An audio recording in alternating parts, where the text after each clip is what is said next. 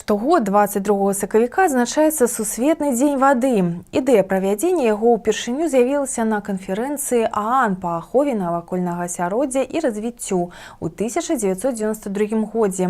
У гэтую дату ў многіх краінах свету праводзяцца розныя мерапрыемствы, а ў нашым раёне адбыўся тэматычны вечар «Празрыстае багацце».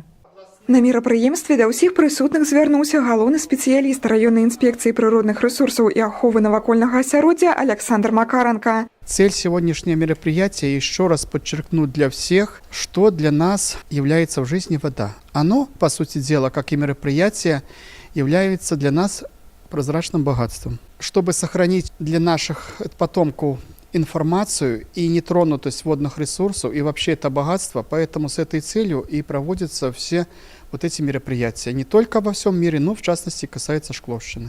Александр Александрович адзначыў, што нерацыянальнае выкарыстанне водных ресурсаў, змены клімату і прыродныя анамаліі аказваюць уплыў на стан вады. На Шкловшчыне ён пакуль знаходзіцца ў межах нормы. У час размовы гледачы задавалі спецыялісту пытанні. Сярод паднятых тэм экалагічная экспертыза аб'ектаў, якія будуюцца ў раёне, і асаблівасці складу вады. Выступіла перад прысутнымі з прэзентацыяй і кіраўнік народнага калектыва «Флорыяда» Ірына Селіцова. Яна адзначыла, што толькі 1% вады на планеце прэсная, якую можна выкарыстоўваць для чалавечых патрэб. Таксама Ірына Мікалаеўна расказала цікавыя факты пра ваду і правяла з усімі прысутнымі гульню і экалагічную віктарыну. Свой уклад у правядзенні сусветнага дня вады унеслі і работнікі бібліятэкі, якія стварылі міні-выставу ў садружнасці з прыродай. Центральное место на нашей выставке занимает именно раздел, касающийся водным ресурсом.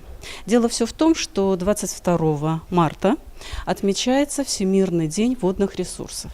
И поэтому все наши материалы, которые есть в наличии в нашей библиотеке в Центральной, они заняли место у нас на выставке. Помимо всего прочего, здесь есть тематические буклеты, листовки, все наработки, касающиеся именно водным ресурсам нашего района. Они все в свободном доступе, то есть читатель может просто подойти, взять и почитать? Конечно, конечно. Это не значит, что именно сегодня они на доступе. Они всегда расположены у нас на нашей выставке.